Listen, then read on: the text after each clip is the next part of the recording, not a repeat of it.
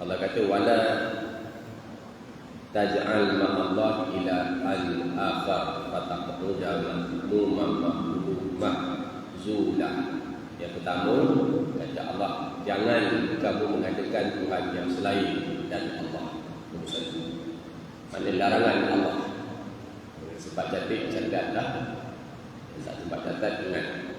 Pada ayat 22 Allah kata la taj'al ma'allah ilahan akhar. Yang pertama Allah kata jangan sekali-kali kamu mengadakan Tuhan yang selain Allah, kelak kamu tercela.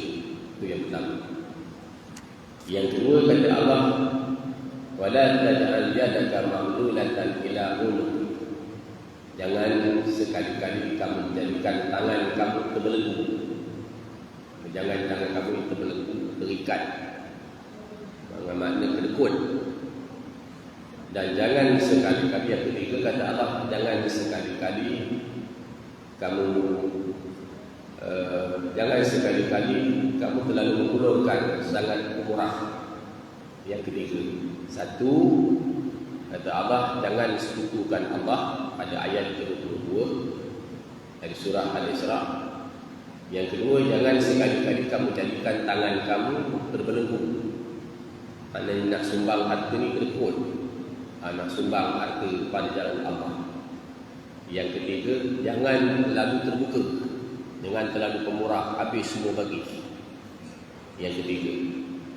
Yang keempat kata Allah, dan jangan wala taqtulu auladakum khasyata imlaq. Yang keempat, jangan kamu membunuh anak-anakmu kerana takut miskin.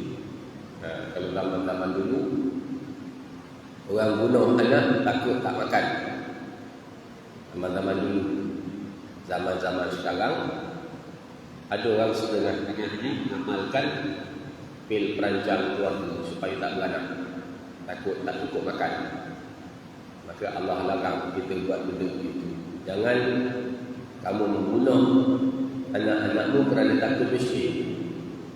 Seterusnya kata Allah pada ayat ke-32, wala taqrabu zina. Yang kelima, jangan kamu menghampiri zina. Allah larang kita melakukan zina, menghampiri zina. Kemudian ayat ke-33 Allah kata wala taqtulun nafsal lati haramallah. Jangan sekali-kali kamu membunuh orang. Jangan bunuh orang. Yang ke-7 ayat ke-34 wala taqrabu malal yatim illa billati hiya ahsan. Jangan sekali-kali kamu menggunakan harta anak yatim kecuali dengan cara yang baik. Jangan makan harta anak yatim, jangan gunakan harta anak yatim. Dan seterusnya kata Allah pada ayat 36. Ayat ke-36 Allah kata wala taqfu ma laysa laka bihi ilm. Jangan kamu mengikut sesuatu yang kamu tidak ketahui. Apa benda yang Allah kita tak tahu, jangan ikut. Kerana pendengaran, penglihatan akan dijadi saksi.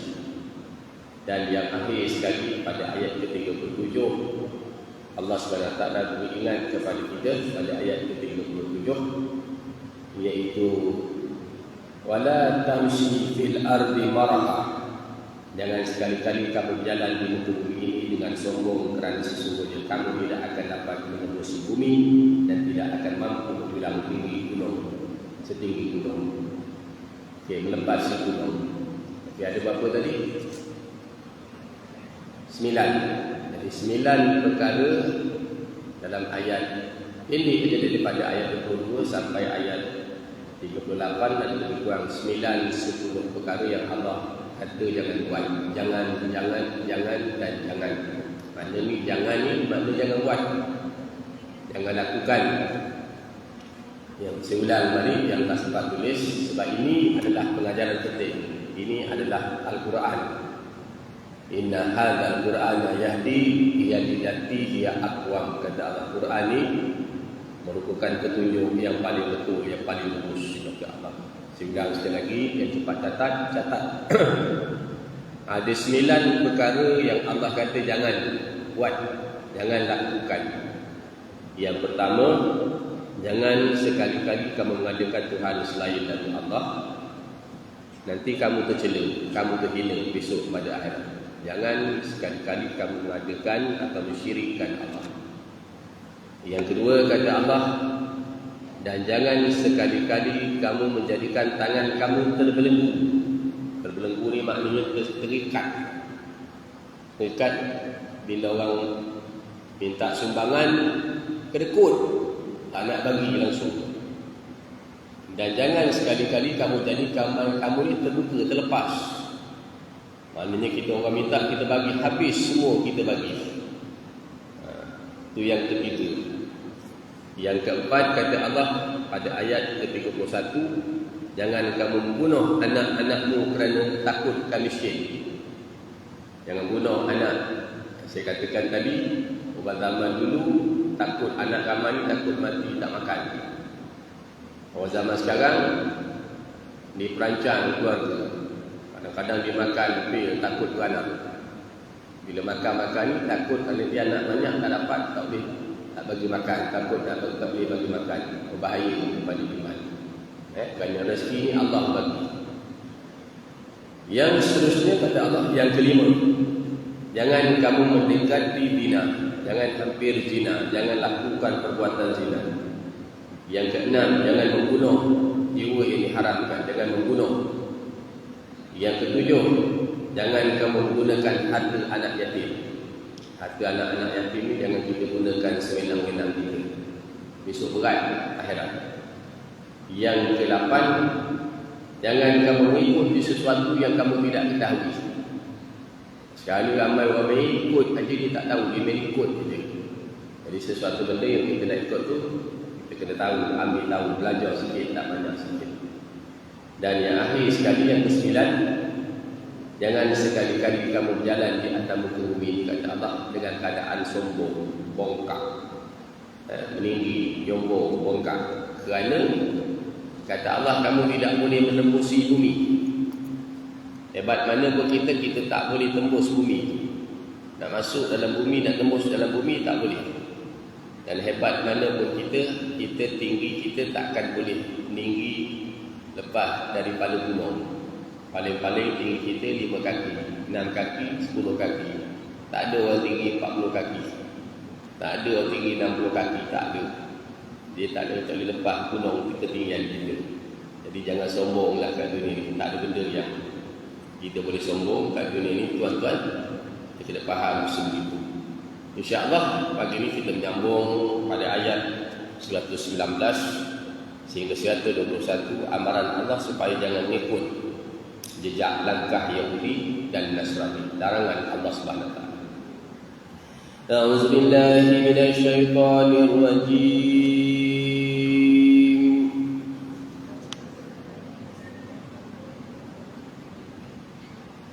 Bismillahirrahmanirrahim.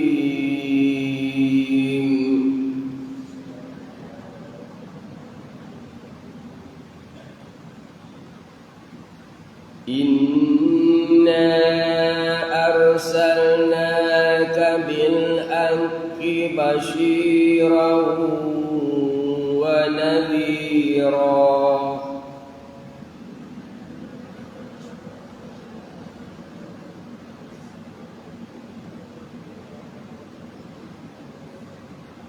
Fala tus'alu an ashabil jahim.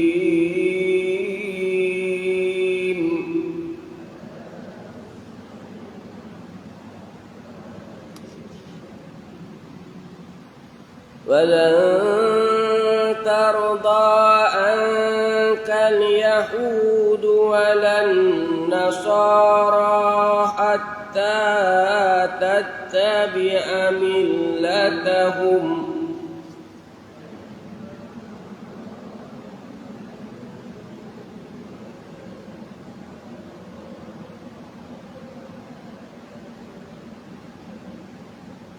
Qul inna hudallahi wa huwal huda.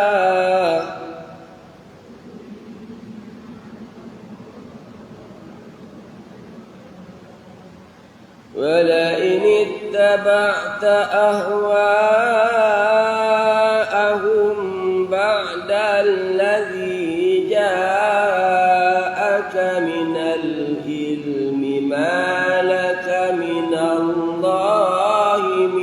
ولي ولا نصير.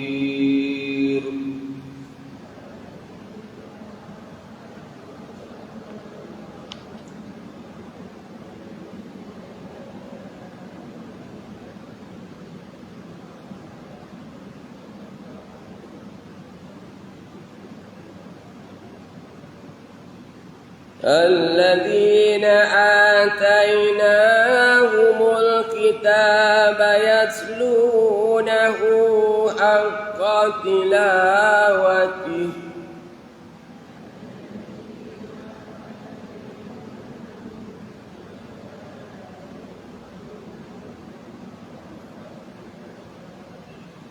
أولئك يؤمنون به ومن يكفر به فأولئك هم الخاسرون.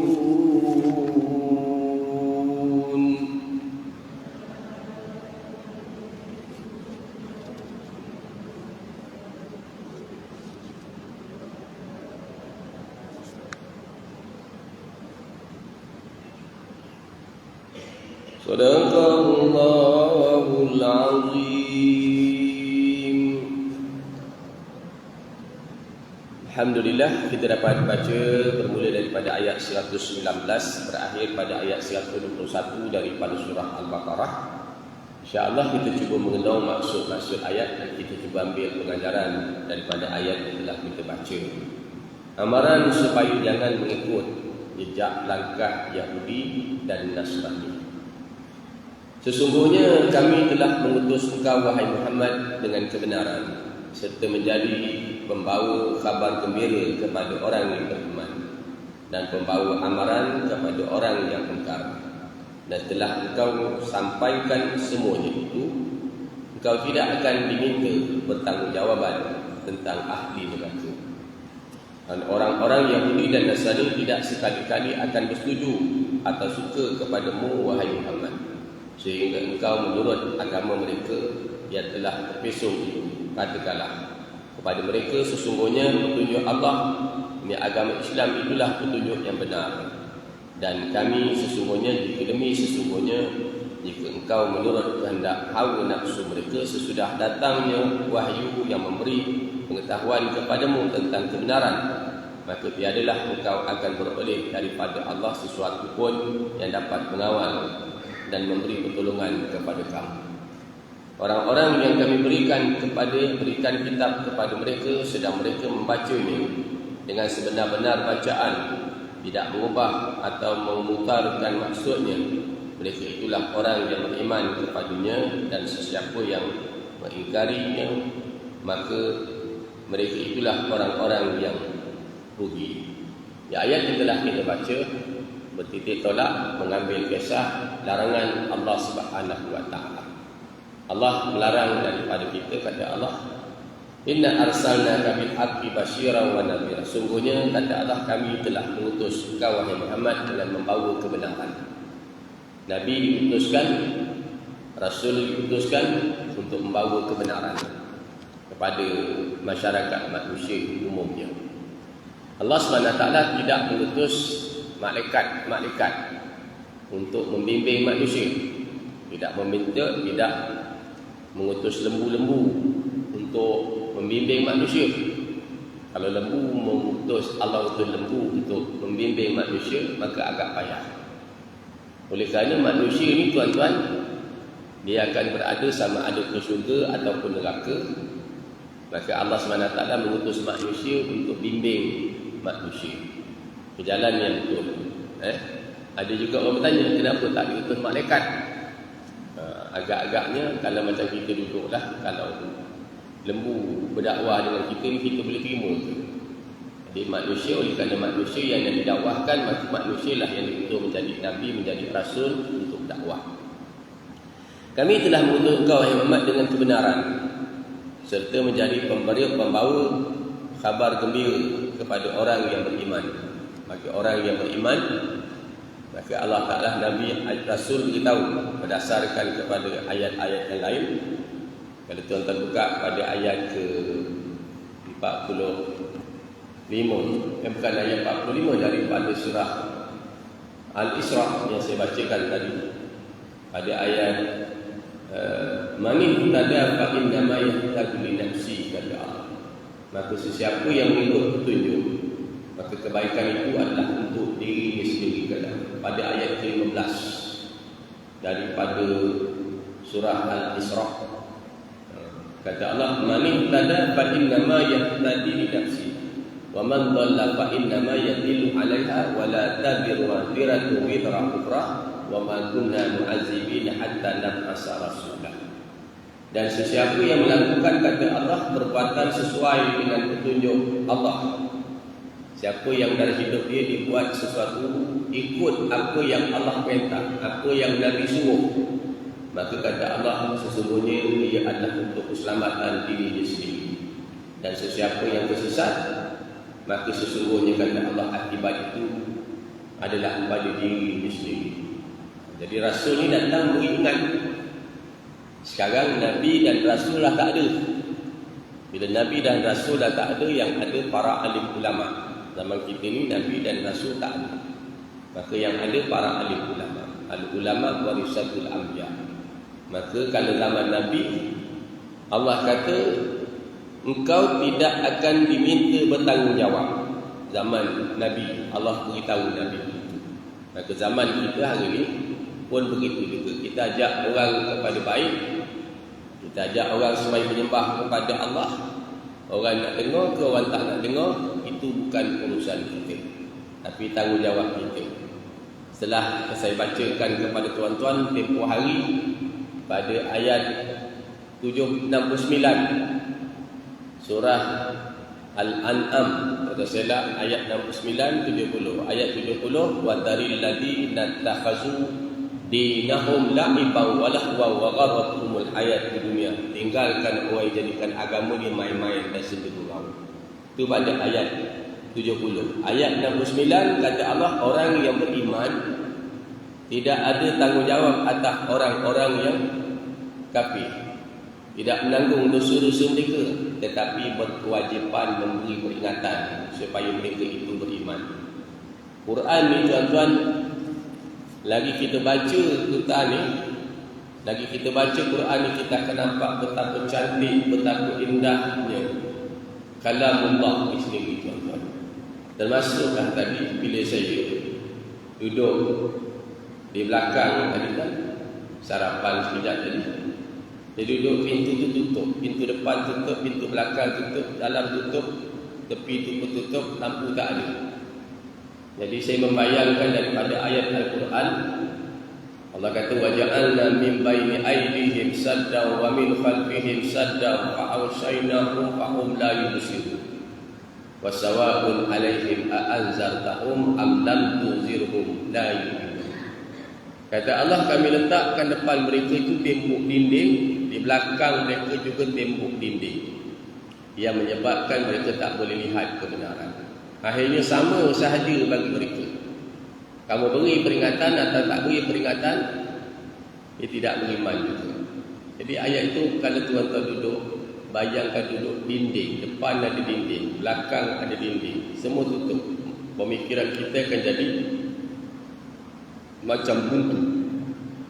Tapi dalam ayat yang lain, ayat Allah kata, wa idza qara'tal qur'ana ja'alna bainaka wa bainal ladzina la yu'minuna bil akhirati hijaban mastura wa ja'alna 'ala qulubihim akinnatan an yafqahu wa fi adanihim waqra wa idza dzakarta rabbaka fil qur'an wahdahu walau 'ala adbarihim kufura.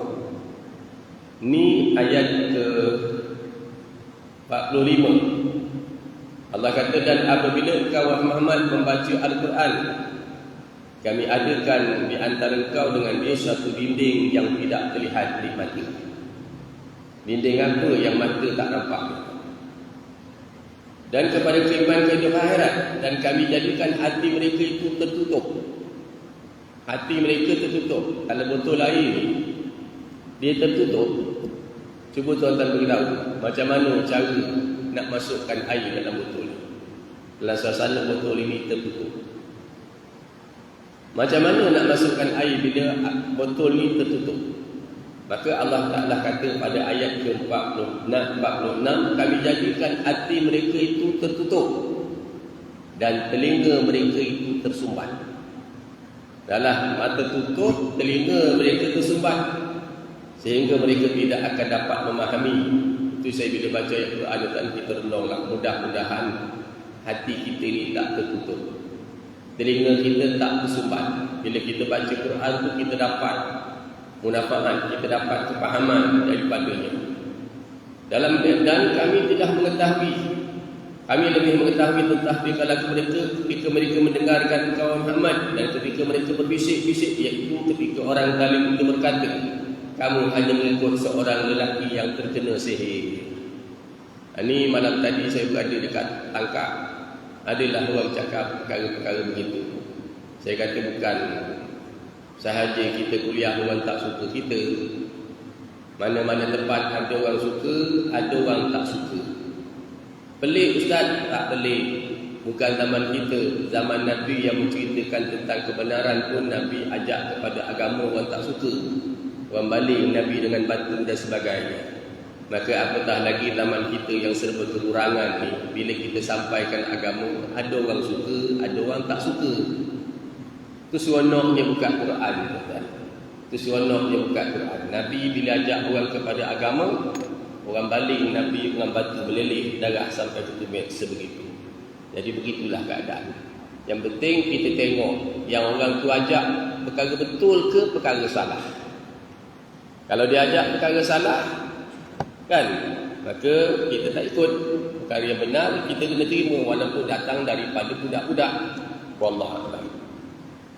Maka kata Allah, kamu wahai Muhammad tak bertanggungjawab. Kerja kamu sampaikan. Lepas tu kau dah sampaikan, kamu tak tanggungjawab atas dosa-dosa mereka, kata Allah. Dan orang Yahudi, walan tarda ankal yahudu walan nasara hatta tattabi'a millatahum. Orang Yahudi, kata Allah, tidak, orang Yahudi Nasrani sekali-kali tidak akan bersetuju, tidak akan reda, lan tarda, tidak sampai bila-bila dia pun tak akan terima, dia tak akan reda. Kita hari ni tuan-tuan, tempoh hari saya cakap dengan tuan-tuan marin, ada ke dekat dalam mua ni orang Yahudi? Dalam mua ni kita cakap Yahudi yang kita baca daripada ayat pertama sampailah sekarang ni sampai ayat 121, ada ke tuan-tuan jumpa dalam mua ni orang Yahudi? Jawabnya, saya kalau tuan-tuan tanya saya tak pernah jumpa orang Yahudi dalam mua ni. Nasrani banyak. Tapi Allah beri ingat, walan tarda ankal yahudu walan nasara hatta tattabi'a millatahum. Yahudi takkan reda. Nak buat apa Allah ingatkan, sedangkan dalam negeri kita, dalam mua ni tak ada Yahudi? Jawabnya tuan-tuan, orang Yahudi memang tak ada, tetapi perangai yang kita dah baca, perangai Yahudi. Perangai Yahudi yang kita dah baca bagian, dia suka permainkan hukum Allah. Dia minta nak dengar suara Allah, dia melihat tak nak tengok Allah sekali. Dia suka dalam buat nak perintah Allah ni, dia cari alasan demi alasan supaya tak buat perintah Allah. Perangai itu yang kita kena jaga. Orang kita hari ni tuan-tuan, bila cerita tentang babi, habis semua babi dia menyampah. Daripada daging babi, bulu babi, tahi babi, minyak babi, semua dia benci. Tapi bila cerita tentang rasuah, kadang-kadang dia tak kisah. Sedangkan Allah Ta'ala haramkan rasuah, babi pun Allah Ta'ala haramkan. Allah larang. Rasuah pun Allah haramkan. Patutnya kalau kita rasuah, kita judi kita tak suka, rasuah kita tak suka, maka segitu babi kita tak suka. Jadi kita ni hari ni tak jadi Yahudi, tapi kita bimbang sikap kita, perangai kita tu jadi perangai Yahudi. Perangai Yahudi bila Nabi baca Quran diletak di sumbat telinga ni. Jangan masuk ayat Quran dalam telinga ni. Zaman sekarang lebih kurang ke bila kita kuliah, kita bacakan ayat Quran, orang lari balik, orang tak nak dengar. Perangai itu hampir sama, skill sahaja berbeza. Wallahu a'lam. Maka Allah pesan Yahudi dan Nasrani tidak sekali-kali akan bersetuju. Itu yang nak buat tu. Kita tengok hari itu yang disebut dekat mana? Yang sambut Odari itu yang hadir kabarnya dekat stadium tu 35,000 orang datang. Kes upacara memuja roh betul-betul. Itu bukan amalan kita. Ni besok Oktoberfest nak buat pada bulan Oktober, pesta arak. Macam mana kita ni, suka ke tak suka? Sedangkan Allah kata innamal khamru wal maisir wal ansab wal adlam rijsun min amali syaitan. Ialah orang kata itu kebebasan dia nak minum arak. Ya, dia nak minum. Orang kata balik kelongkop dia nak minum. Tetapi bila dia nak berbangga kerana kebebasan, nak bangga kan, nak buat pesta pula, payah tu kan. Patutnya kita dalam hati kecil kita kena tak suka sebab Allah Ta'ala larang kita minum arak. Apatah lagi buat pesta seakan-akan mencabar Allah SWT. Kita tengok baru ni pasal seorang yang perempuan dia pergi ihram dalam keadaan pergi haji, dalam pakaian dia pakai apa? Ihram lelaki tu kan. Itu satu hal juga tuan. Beritahu sahaja orang Arab sana, tahulah orang Arab ambil tindakan. Mari satu hal gitu juga. Begini dan macam-macam masyarakat kita ni hari ini. Maka wahai Muhammad, sehingga engkau menurut agama mereka, dia nak kita ni ditarik sikit demi sikit supaya kita ikut cara dia. Kita ikut cara dia sedikit demi sedikit. Yang dalam hadis, dalam kitab Membudayakan Sunnah Jabatan Agama Islam Negeri Johor, kata Nabi, umatku ni akan ikut umat yang terdahulu sejengkal demi sejengkal, sehasta demi sehasta, sehingga mereka masuk ke dalam lubang biawak pun, jauh punya sesat tu pun dia masih lagi ikut dah. Dia tak boleh beza yang betul dengan yang salah, dah tak boleh beza lagi dah. Ini saat yang paling berbahaya kita tuan-tuan. Apatah lagi kita tak nampak bahayanya orang bakar rasuah, bahayanya orang main judi, bahayanya minum arak. Hari itu dekat mana berlaku kematian kan, orang balik daripada masjid tetan, lori kereta mabuk langgar, mati tinggal kan. Bila nak haramkan arak, ramai orang kita yang marah pula. Ini kebebasan kata dia. Susahnya nak ngajar orang kita hari ini. Katakanlah kepada mereka, sesungguhnya petunjuk Allah itulah agama Islam, itulah petunjuk yang sebenar-benarnya. Cuba tuan-tuan tengok kenapa Allah Ta'ala haramkan arak, kenapa Allah Ta'ala haramkan judi. Maknanya Islam ni tuan-tuan, dia suruh buat benda-benda yang baik sahaja. Dia tadi kita baca wala taqrabu zina, jangan hampir zina. Tapi jalan untuk nak elakkan zina tadi tuan-tuan, daripada zina, maka diharuskan lelaki yang berkemampuan berkahwin lebih daripada satu. Nampak? Dia tak rasa zina, maka dia suruh kahwin. Kalaulah zina itu boleh berluah kuasa, maka apa jadi pada masyarakat? Semua orang tak nak kahwin, letaklah orang perempuan paling teruk terdinaik. Maka Islam letakkan adanya peraturan. Allah haramkan zina, Allah haramkan arak, judi dan sebagainya. Dan demi sesungguhnya jika engkau menurut kehendak hawa nafsu mereka, sesudah datang wahyu memberi pengetahuan kepadamu tentang kebenaran, maka tiadalah engkau akan beroleh daripada Allah sesuatu pun yang dapat mengawal, iaitu memberi pertolongan kepada. Kalau kamu ikut, akhirat tak ada sesuatu yang boleh dapat memberi tolong pada kau tadi. Dan orang-orang alladzina atainahumul kitaba yatlunahu haqqa tilawati, orang-orang yang kami berikan kepada mereka kitab, sedangkan mereka membacanya dengan sebenar-benar bacaan. Dia baca dengan tujuan nak dapat hidayah, petunjuk, tidak mengubah dan tidak menukar maksudnya. Itulah dia baca, dia tak tukar. Tadi dalam kuliah subuh saya bacakan daripada ayat 15 daripada surah Al-Isra. Dalam ayat itu dikalungkan pada manusia ini catatan amal di lehernya. Subuh tadi saya sembahyang di satu masjid, dia baca daripada surah Al-Insyiqaq. Dia kata manusia itu akan menerima catatan amal dia dari sebelah depan, dari sebelah belakang. Satu lagi dari tangan kiri, dari tangan kanan, pihak kiri, pihak kanan. Satu lagi dia kata akan diletakkan kitab catatan amal. Wa wudi'al kitabu fataral mujrimina mushfiqina mimma fihi wa yaquluna ya wailatana ma li hadzal kitab diletak kitab catatan amal. Yang satu dikata di kalung, yang satu kata letak pihak tangan kanan, yang satu lagi kata diletakkan buku catatan amal, yang satu lagi kiraman katibin. Macam-macam ayat. Macam mana nak ucapnya? Yang pentingnya ialah kita beriman bahawa setiap daripada kita ini ada buku catatan amal. Nanti kita dapat buku catatan amal itu. Bagaimana? Wallahu a'lam. Tapi apa yang kita buat tadi dalam kuliah subuh kita, beriman pada malaikat. Adanya malaikat yang mencatat setiap amal kita, baik ataupun jahat. Yang lepas kita baca adanya bisikan. Bisikan kepada nak buat baik, bisikan nak buat jahat. Kalau tuan-tuan ada bangun pagi, ada bisikan nak semayang subuh, sahutlah, pergilah. Makna itu bisikan malaikat. Nak duduk majlis ilmu, ni bisikan malaikat. Duduklah majlis ilmu. Tapi kalau bisikan malas, hari ni malas nak semayang subuh, hari ni malas nak duduk majlis ilmu, balik-balik begini, jaga-jaga itu silap-silap lagi bisikan syaitan. Kalau tuan-tuan ikut, dia akan jadi lebih gemuk, lagi gemuk, lagi gemuk, lagi pemalas kita nak buat baik sampai akhir hidup kita tadi. Kan? Pasal semalam ada yang tak nak duduk majlis ilmu ni tuan-tuan, atas alasan apa? Kerana usia kuliah panjang.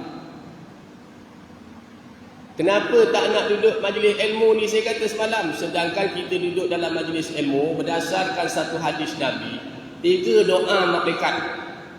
Ya Allah, ampunilah dia, rahmatilah dia, terimalah taubat dia. 3 benda malaikat doa kepada Allah. Tiba-tiba orang tak nak duduk majlis ilmu atas alasan panjang, atas alasan suara ustaz kuat. Ini alasan manusia. Suara ustaz kuat. Kerana suara kuat tak nak duduk majlis ilmu. Agak-agak siapa bisik tu. Jadi kalau jaga kecil hati, kalau kuliah ni kuat pun orang bisik, lahan pun orang bisik. Jaga.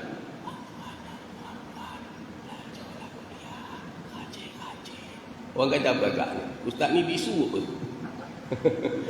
Kalau panjang pula kuliah, orang kata apa? Ustaz ni kuliah panjangnya. Kalau kuliah pendek, ustaz ni kuliah pendek, duit nak banyak.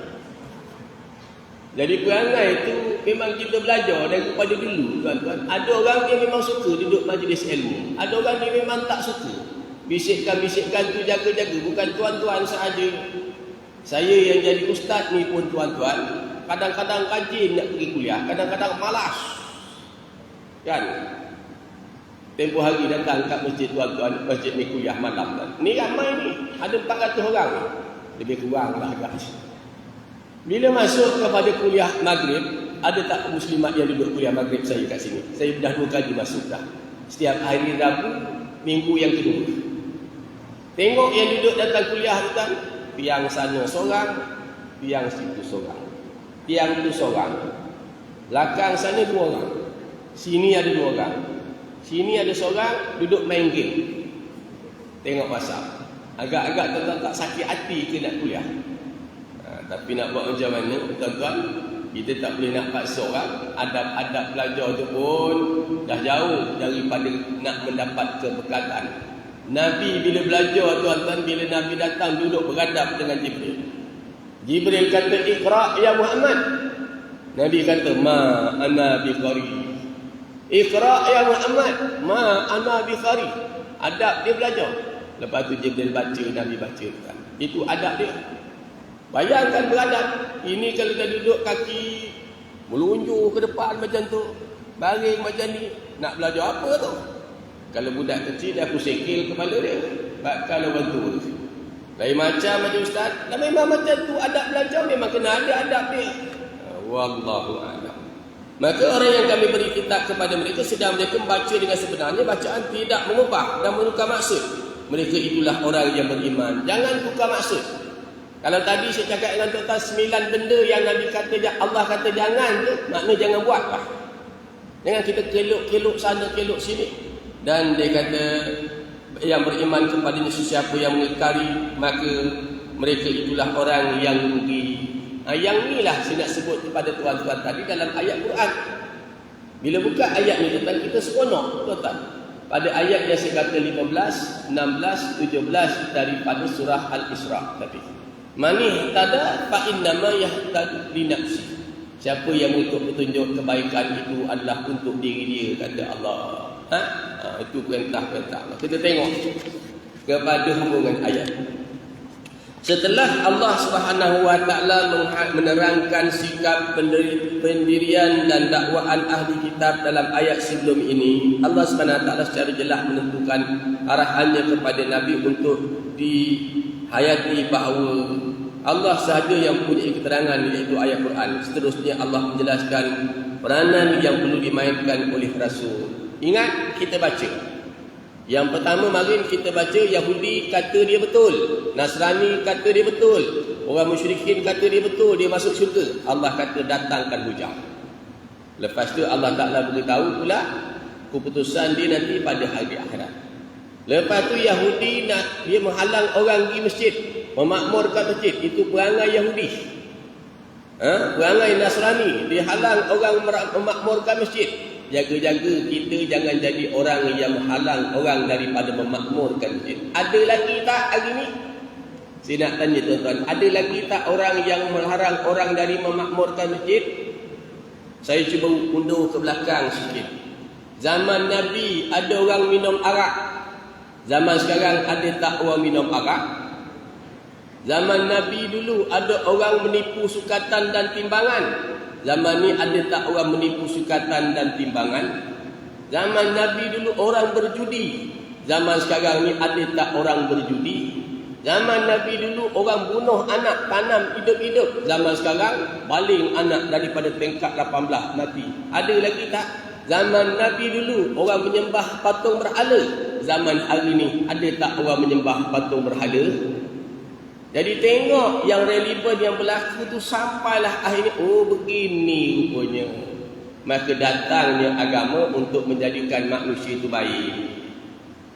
Zaman Nabi itu kan, bila masyarakat pada ketika itu kan bunuh anak hidup-hidup.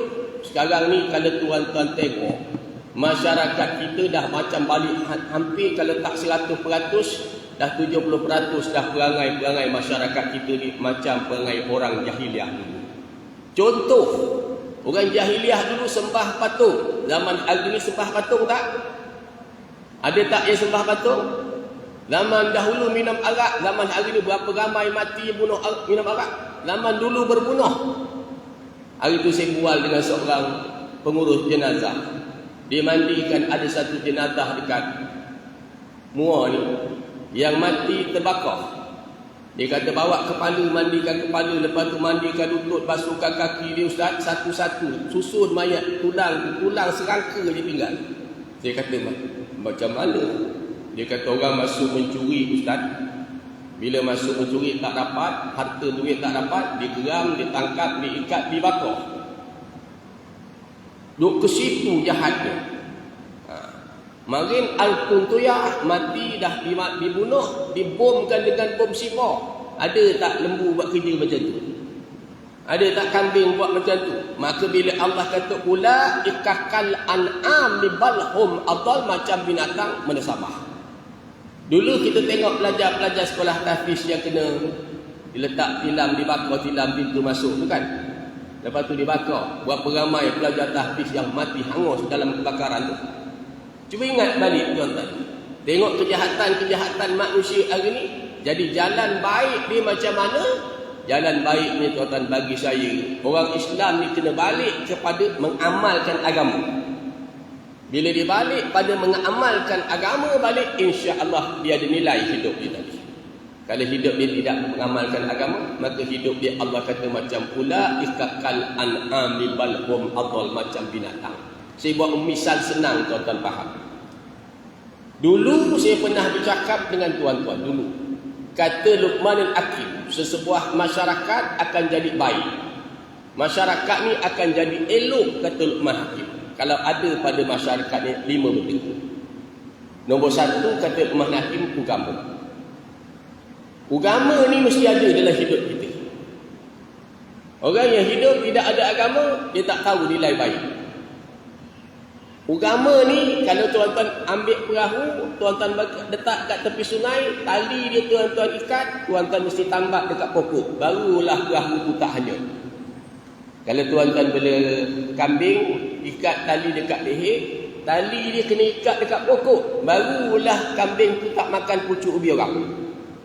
Kalau tuan-tuan bela lembu, lembu tuan ikat kat hidung, tali dia ikat dekat tiang. Baru dia tak makan pokok pisang orang. Tapi kalau tali tadi tuan-tuan ikat, tuan-tuan lepaskan, kamu tuan-tuan tak ikat dekat kayu, cakap dengan lembu jangan makan pucuk ubi orang dia makan tak? Cakap dengan kambing jangan makan pucuk pisang orang, dia makan tak? Kambing tadi ikat tali tapi tali lepaskan, hanyut tak agak-agak? Hanyut. Kalau perahu ditambat, kalau lembu ditambat, kalau kambing diikat, maka sebegitu juga manusia ditambat, diikat.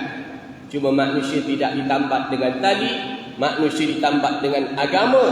Kiraman katibin ya'lamuna ma taf'alun innal abrara lafi na'im wa innal fujara lafi jahim.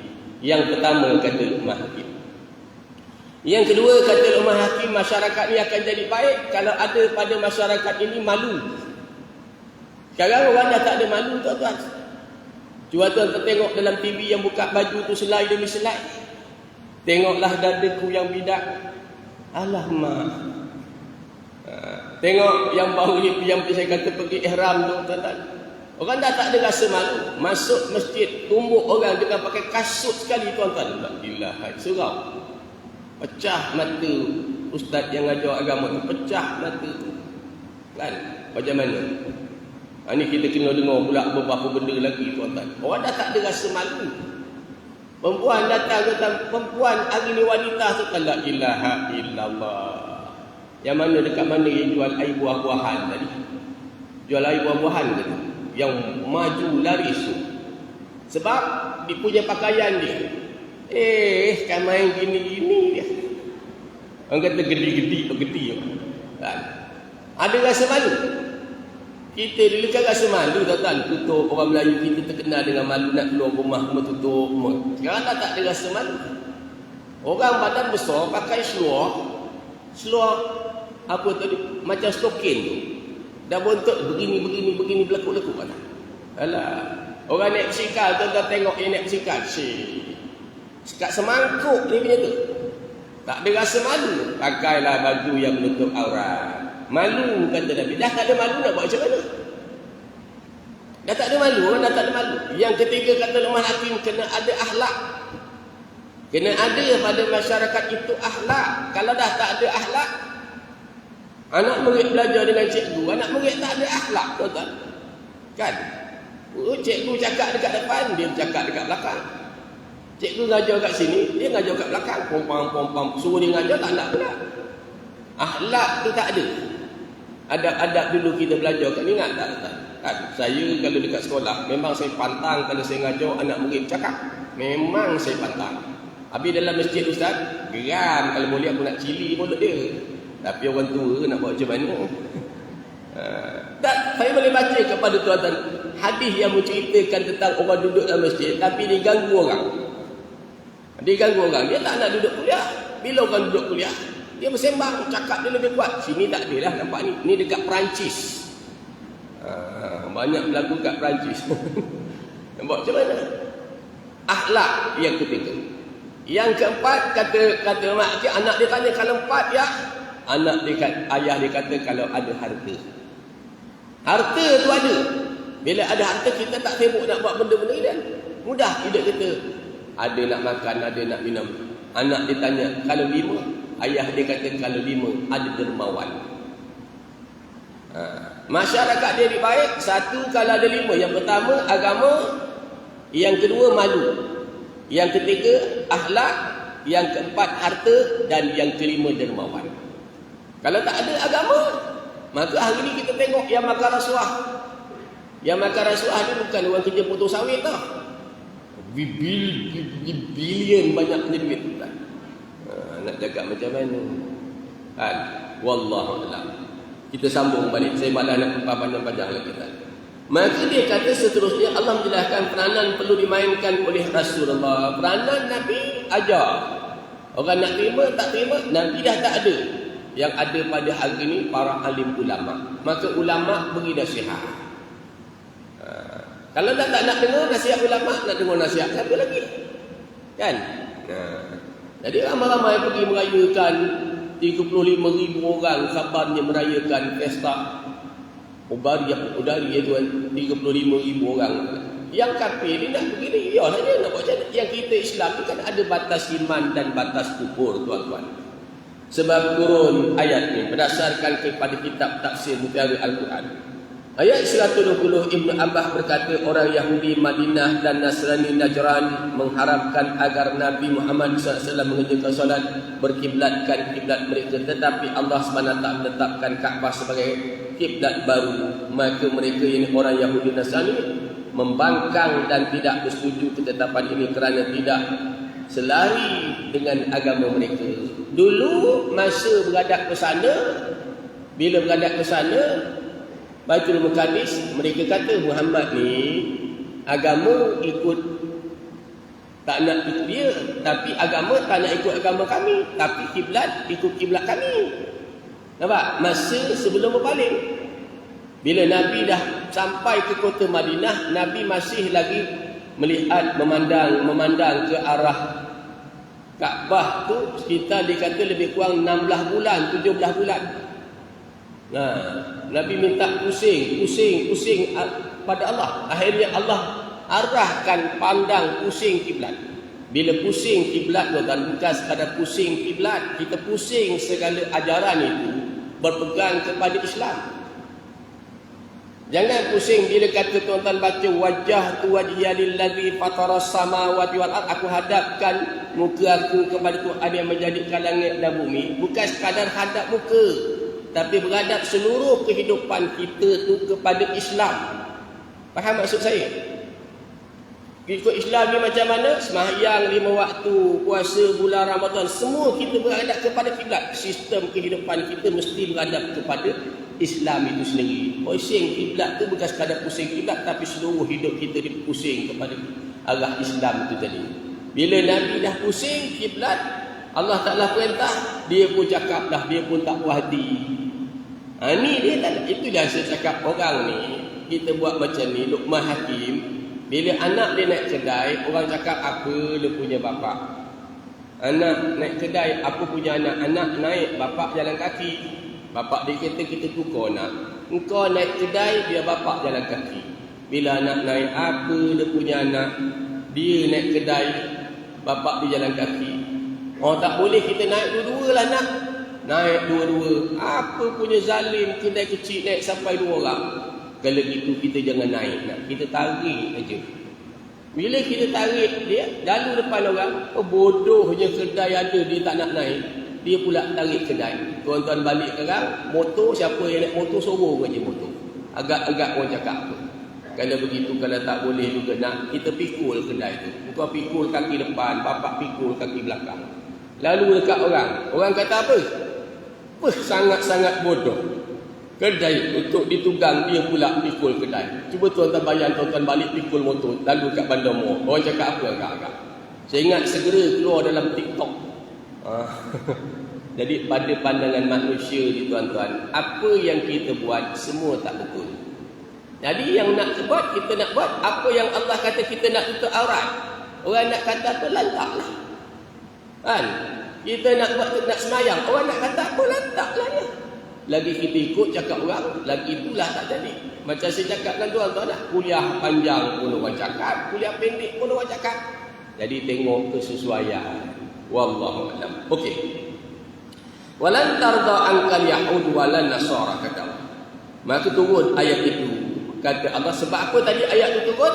Sebab mereka kata kali ini bila Nabi pusing kiblat, lalu diperkilatkan mereka, tetapi Allah menetapkan Kaabah sebagai kiblat baru, maka mereka yakni Yahudi Nasrani memegang dan tidak bersetuju, membangkang dan tidak bersetuju ketetapan ini kerana tidak selaras dengan agama mereka. Kali ini mereka tak setuju pula. Hari itu mereka cakap, Bila Allah Ta'ala perintah pusingkan kiblat ke arah Kaabah, mereka pula bangkang. Asal itulah mari menghadap Baitul Muqaddas, kata ikut. Bila Allah Ta'ala perintahkan pandang pusing ke arah kiblat Kaabah, mereka pula bangkang. Maka turunlah ayat ini. Allah beritahu, walan tarda ankal yahudu walan nasara hatta tattabi'a millatahum. Yahudi takkan redha sampai bila-bila. Kita buat gini, dia kata gini. Kita buat gini, dia kata gini. Jadi jangan terlalu pening kepala. Ibnu Abbas berkata, ayat 121 ini diturunkan ke atas anggota rombongan yang terdiri daripada 40 orang lelaki dan daripada orang Habsyah yang menyambut Ja'far bin Abi Talib daripada negeri Habsyah. Huraian dan tafsirannya. Ayat 119 merupakan penglipu lara untuk Nabi SAW supaya tidak sebab. Nampak? Ada ubat yang menjadikan dia tak sebab. Bila orang tak nak terima ajaran Nabi, Allah Ta'ala kata apa? Muhammad, aku beri ubat ni supaya kamu tak sebab. Tak sebab macam mana? Orang tak terima, kerja kamu sampaikan pada ayat yang telah kita baca lepas. Nampak tak tuan-tuan? Pada ayat 119, sampaikan semua itu, engkau tidak akan diminta bertanggungjawab tentang ahli neraka, kata Allah. Supaya kita tak sebab. Macam saya cakap dengan tuan-tuan hari itulah, saya tak tahu saya disebut tak. Saya pergi satu tempat, satu kuliah tuan-tuan di Melaka sana. Sampai-sampai di Melaka sana, nak pergi kuliah, tiba-tiba tunggu sampai pukul 7 suku tu agaknya seorang datang. 7.16 datang, 2-3 orang lagi. Datanglah azan aja maghrib, ramailah datang. Dia ramai datang, saya kata alhamdulillah ramai juga datang. Rupanya datang tu bukan kerana kuliah. Bukan kerana kuliah. Habis je sembahyang sunat, imam tu datang dekat kaki saya, datang cuit kaki saya. Ustaz, ada apa mam? Saya kata, nak minta maaf lah Ustaz. Minta maaf apa mam? Hari ni kuliah tak ada Ustaz. Saya kata kenapa? Ada kematian, ada kenduri, ada makan. Sebab tak hati tuan-tuan. Kita dah jauh daripada Muar, dah sampai Melaka. Dah sampai Melaka tuan-tuan. Sebab tak hati agak-agak. Tak ada kuliah Ustaz, ada makan. Bukan sekali, dah kali kedua dah. Dah 2 kali dah. Apa berdenyut kasih hati tuan. Sebab memang rasa sebab. Tapi bila saya balik sampai kat stesen minyak tu, depan stesen minyak ada satu jalan Muar, AMJ tuan. Berhenti isi minyak tu sambil duduk, sambil berfikir. Kenapa loh orang ni batalkan kuliah tak cakap dengan aku. Benar aku jalan jauh-jauh ni. Teringat satu ayat Quran Allah Ta'ala sebut dalam surah Nisa. Wa may yuhajir fi sabilillah yajid fil ardi muragaman katsiran wa sa'ah wa may yakhruj min baitihi muhajiran ila Allah wa rasuli thumma yudrikul maut faqad waqa'a ajruhu 'ala Allah wa kana Allahu ghafurur rahim. Siapa yang berhijrah pada jalan Allah, Allah kata dia akan dapati di atas muka bumi ini tempat hijrah yang luas dan rezeki yang banyak. Kemudian siapa yang keluar daripada rumahnya untuk berhijrah pada jalan Allah dan Rasul, tiba-tiba dia mati. Sebelum sampai tempat dituju dia mati. Maka kata Allah telah tetap pahala hijrahnya. Marah tak tuan-tuan? Mula-mula marah. Memang marah punya dengan duit minyak, dengan masa kita, dengan time kita kan. Kan? Tiba-tiba tak ada kuliah. Mula-mula marah. Tapi bila ingat ayat Quran tu kata, pahala tu dah ada insya-Allah. Okeylah. Lapang hati. Balik itu rumah. Orang rumah kata, balik awal. Kuliah tak ada. Okeylah, orang rumah suka je balik awal. Serangnya bergerak sekali lagi di Selangor sana tuan-tuan. Saya tak sebutlah section berapa masjidnya. 2 kali masjid ni agaknya punya besar. Besar masjidnya. Kuliah muslimat ni alhamdulillah dekat 10-15 tahun saya kuliah ni adalah lebih kurang 20 orang. Tak apa kan? Sekali datang tu pukul 7 ke pukul 8.30 sampai. Tunggu-tunggu tak ada. Pukul 9 tak ada. 9.30 tak ada. Pukul 10 tak ada. Mana orang ni kata. Dalam saya telefon dengan penganjur, mana orang perempuan seorang pun tak ada lagi. Astagfirullahaladzim Ustaz. Minta maaf Ustaz. Hari ni kuliah tak ada. Dah sampai Shah Alam. Nasib baik kalau kat Shah Alam ni kita pergi tuan-tuan. Kalau kuliah tak jadi, maka tol tak kena. Kena tak tol? Kena tak tol? Kuliah tak jadi, tol kena tak agak-agak? Atau minyak kena tukar dengan air je tuan-tuan. Pasal kuliah tak ada, tapi waktu kita boleh pakai air je isi minyak. Boleh? Bila sampai sana orang kata tak ada kuliah tuan-tuan. Marahnya hati aku, geramnya rasa. Allah Ta'ala rezekikan tuan-tuan. Balik bawa kereta sambil bawa kereta. Balik bawa kereta. Teringat firman Allah dalam ayat ke-22 daripada surah Hadid. Ma asaba min musibatin, kata Allah ayat 22 surah Hadid, setiap bencana yang menimpa di bumi dan menimpa kepada dirimu sendiri, kata Allah, semuanya telah tertulis dalam kitab, yakni Lauh Mahfuz, sebelum berlaku sesuatu perkara itu. Tuan-tuan tak percaya, bacalah. Usia macam kita ni tuan-tuan, ambil ayat itu jadikan sebagai pegangan nak mampuk semangat kita. Kadang-kadang kita semayang pergi masjid. Bayang pergi masjid, hari tu kuliah dekat Baik Raja. Berhenti kat sini, kereta enjin kakak enjin. Pergi kedai pemian. Kuliah dapatlah lebih kurang sikitlah duit upah, duit minyak. Bila hantar dekat bengkel seberang sana tuan-tuan, RM1,720. Tak sakit ke pinggang. 17 kali kuliah tau. Baru boleh cover satu motor. Satu kali rosak kereta. 17 kali kuliah. Kalau satu kuliah kita dapat 100, 17 kali kuliah baru dapat sekali cover satu kali rosak kereta. RM1,720. Rasa Allahumma aku pergi kuliah. Tapi Quran ni macam ayat yang Allah sebut pada Nabi tadilah. Quran kata ma asaba min musibatin, setiap bencana yang menimpa di bumi dan menimpa kepada dirimu, semuanya telah tertulis agar kamu tak rasa terlalu bersedih hati dengan nikmat yang hilang dan tak terlalu rasa gembira dengan nikmat yang dapat. Lapang terus tetap, lapang terus. Wallah. Jadi begitulah Allah Taala bagi kepada Nabi. Maka dia kata berdasarkan peranan Rasulullah, Allah supaya berita gembira. Ayat 120 Allah menjelaskan tentang usaha orang Yahudi dan Nasrani terus menerus tidak setuju dan tidak suka kepada Nabi Muhammad dan pengikutnya, sehinggalah Muhammad dan pengikutnya mengikut jejak langkah mereka.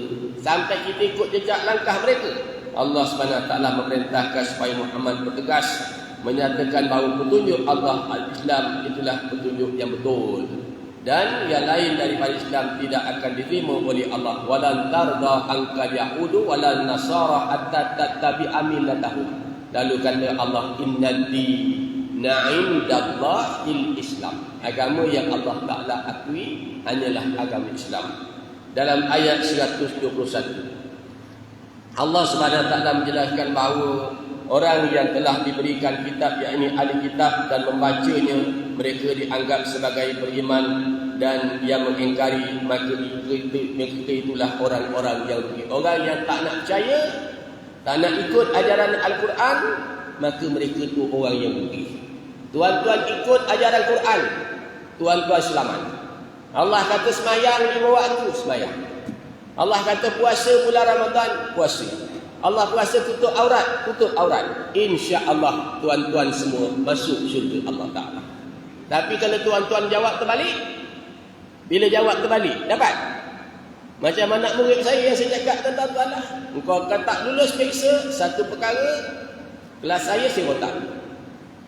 Bila saya kata ulur tangan rotan, dia pun ulur tangan. Pam, kena rotan. Ustaz, saya tak puas hati, macam mana saya boleh kena rotan? Tengok kertas jawapan saya. Nah, ni buku kau, saya kata. Ni kertas kau. Ambil semua sekali satu kertas jawapan. Cuba awak baca soalan. Soalan yang pertama, rukun mandi wajib ada berapa? Awak tulis 17. Betul ke salah? Salah kena. Salah. Kan? Rukun mandi wajib yang pertama apa? Awak jawab buka paip. Betul ke rukun mandi wajib pertama? buka paip. Nak bagi markah ke tuan? Taklah, takkan nak beri markah. Macam tu juga kita bila Allah perintah semayang, kita semayang. Allah perintah puasa, kita puasa. Allah perintah tutup aurat, kita tutup aurat. Allah kata jangan makan rasuah. Ar-rashi wal murtashi finnar. Kita tak makan rasuah. InsyaAllah tuan-tuan dapat masuk syurga Allah Subhanahu wa taala. Sambung sikit lagi. Pengajaran daripada kesimpulan ayat ni, Nabi Muhammad diutus sebagai pembawa khabar gembira, yakni syurga, dan membawa khabar amaran, iaitu neraka. Jadi bila cerita syurga, cerita juga neraka. Supaya kita rindu nak masuk syurga, kita takut nak masuk neraka. Semalam kita kuliah, 2 hari lepas, dekat surau, dekat Sungai Abu, kita baca tentang zikir. Macam mana saya kata tengok orang yang mati terbakar hari tu dekat Kesang, mati terbakar, hangus. Saya tengok dia kan, bila tengok dia tu duduk fikir besok akhirat, kalau kita masuk neraka dibakar tu, tapi hangus tu besok dia tak mati, itu masalah dia. Dibakar lagi, hangus lagi, tak mati. Kullama nabijat juluduhum juludan ghaira hal yazuqul adzab. Itu cerita akhirat. 2. Orang Yahudi dan Nasrani sentiasa berusaha untuk memesongkan orang Islam daripada berpegang teguh kepada agamanya. Dia nak orang Islam ni jangan pegang kepada agama. Buang sikit demi sikit agama. Hidup jangan berpandukan kepada agama. Bila hidup tak berpandu agama, manusia tak ada nilai. Kan? Dia nak macam tu. Jadi dia lekakan kita. Hari ni dilekakan dengan media sosial. Hari ni dilekakan dengan hiburan-hiburan. Malam hiburan, siang hiburan, pagi petang buka celik mata dah hiburan. Bangun pagi dah tengok telefon. Kita ni bangun pagi celik aja mata. Saya nak tanya, tuan-tuan buka apa nombor 1 pegang? Apa dulu cari agak-agak? Nak tidur ni pegang apa agak-agak?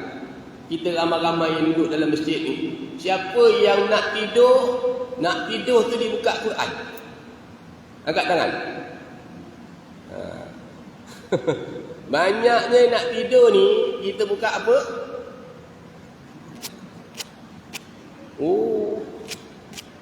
Betul tak betul? Akhirnya tuan-tuan, bab beriman pada malaikat tu ada cerita bab tu. Bab beriman pada malaikat tu. Diingatkan ayat Quran dibaca, tapi kita hari ni leka. Dah kita tengok. Yang kita buka tajuk pertama, kucing beranak 8 mati lemas. Yang kedua, buaya mati tercekik biji pisang. Kita sibuk baca tu dah. Maka tak ada lagi kita nak baca Qul huwallahu ahad, Nas, surah Al-Falaq, surah Al-Mulk dah tak boleh baca lagi. Berjaya tak Yahudi? Berjaya tak Nasrani? Wallahu a'lam. Seterusnya yang keempat, keingkaran dan kekufuran terhadap Allah adalah kerugian dan tidak terhingga sehingga selagi tidak diakhiri dengan taubat. Keingkaran, kekufuran terhadap Allah adalah kerugian yang tidak terhingga. Kerugian yang tak terhingga. Bila kita kufur, kita engkar kepada Allah, di akhirat besok kita rugi serugi-ruginya. Betul? Mati masuk neraka Allah Ta'ala. Seperti mana digambarkan dalam ayat Quran. Bacalah tentang Quran, tengoklah, ambillah pengajaran. Sampai hidup kita berhenti, insya-Allah kita sambung pada mangsa yang akan datang. Allahumma arhamna bil Quran waj'alhu lana imaman wa nuran wa hudan wa rahmah. Allahumma dzakirna minhu ma nasina wa 'allimna minhu ma jahilna warzuqna tilawatahu ana al-laili wa atrafan nahar waj'alhu lana hujjatan ya rabbal alamin. Wassallallahu ala sayyidina Muhammad wa ala alihi washabihi wasallam. Alhamdulillahi rabbil alamin. Insyaallah kita sambung satu lagi, ada masa 10 minit lagi. InsyaAllah kita sambung pada kitab kita, iaitu beriman kepada Allah pada muka surat ke-43. Al-Muhaimin, iaitu yang memelihara. Nama Allah Al-Muhaimin. Al-Muhaimin iaitu yang memelihara. Firman Allah Al-Muhaiminul Azizul Jabbarul Mutakabbir, surah Al-Hasyr. Dan Maha memelihara, yang Maha berkuasa, yang maha kuasa, yang memiliki segala keagungan. Menurut riwayat Ibnu Abbas radhiyallahu anhu, makna Al-Muhaimin juga ialah yang Maha Amanah. Berdasarkan kepada tafsirnya berhubung dengan firman Allah, wa anzalna ilaikal kitaba bil haqqi musaddiqan lima baina yadayhi minal kitabi wa muhaiminan alaihi. Dan kami telah turunkan kepadamu Al-Quran dengan membawa kebenaran, membenarkan apa yang sebelumnya, iaitu Alkitab yang dahulu dan yang beramanah di atasnya. Maknanya yang Maha memelihara. Apa yang Allah Ta'ala pelihara, segala langit, bumi, bulan, bintang dan segala-galanya berada dalam pemeliharaan Allah. Maka Allah Ta'ala tahu kadar mana kalau panas, kadar mana kepanasan yang perlu ada pada bumi ini. Kalau sejuk, kadar mana kesejukan yang perlu ada. Semuanya dipelihara oleh Allah, sehingga bayi yang ada dalam kandungan itu pun dipelihara oleh Allah Subhanahu Wa Taala. Termasuklah rezeki-rezeki binatang-binatang. Dulu saya pernah cerita dengan tuan-tuan kisah Nabi Sulaiman alaihi salam. Bila Nabi Sulaiman satu hari dia berjalan, dia nampak seekor semut berjalan. Dia tengok semut ni sedang sibuk cari makan. Lalu dia kata kepada semut, apa yang kamu sedang buat? Kata semut, aku sedang mencari rezeki kurniaan Allah. Aku sedang makan cari rezeki kurniaan Allah. Maka Nabi Sulaiman tanya, wahai semut, dalam hidup kamu dalam tempoh sehari semalam, apa makanan yang paling kamu suka? Kata dia, yang paling aku suka ni gandum. Dalam tempoh sebulan, berapa banyak makanan yang kamu makan? Kata dia, sekitar lebih kurang sebiji gandum. Sebiji gandum saja aku makan. Tapi semut ni dia bertasbih kepada Allah, tak pernah henti.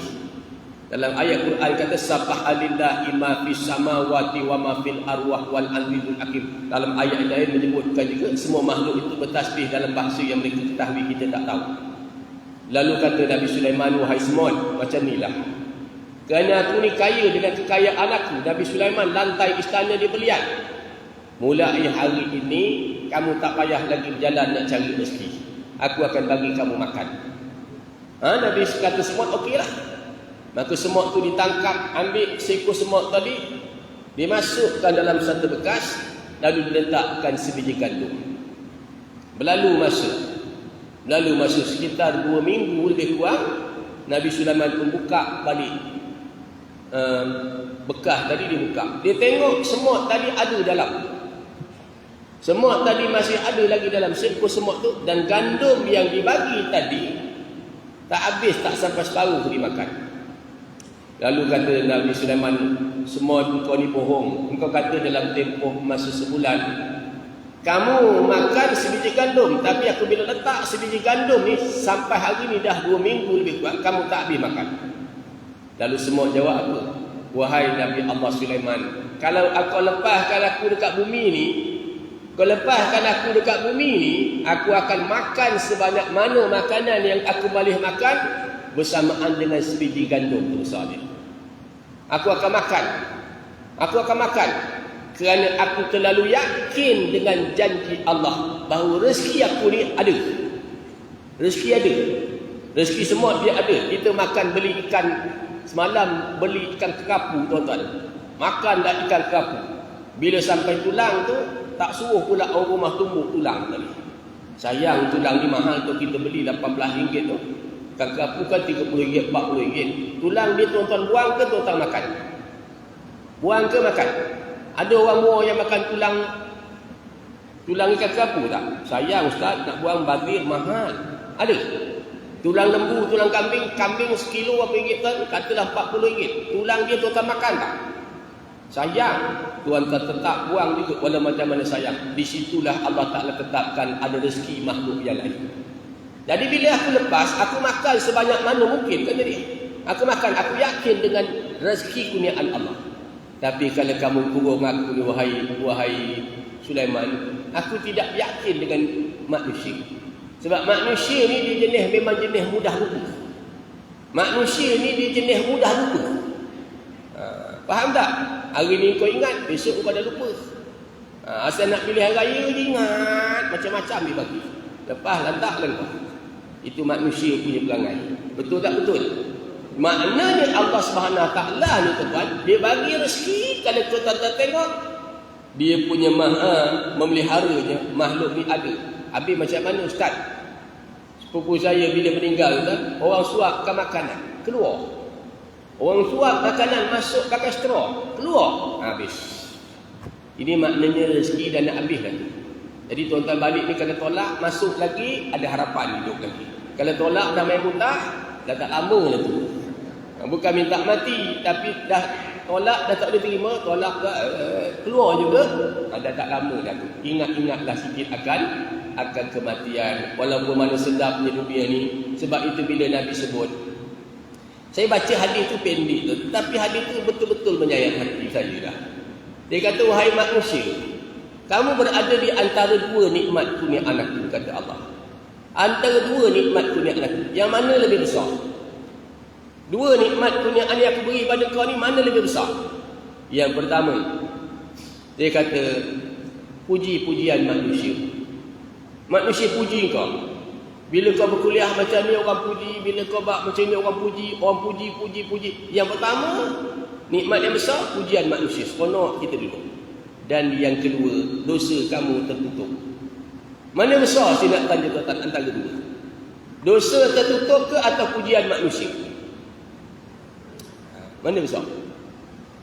Satu, nikmat yang besar, pujian manusia.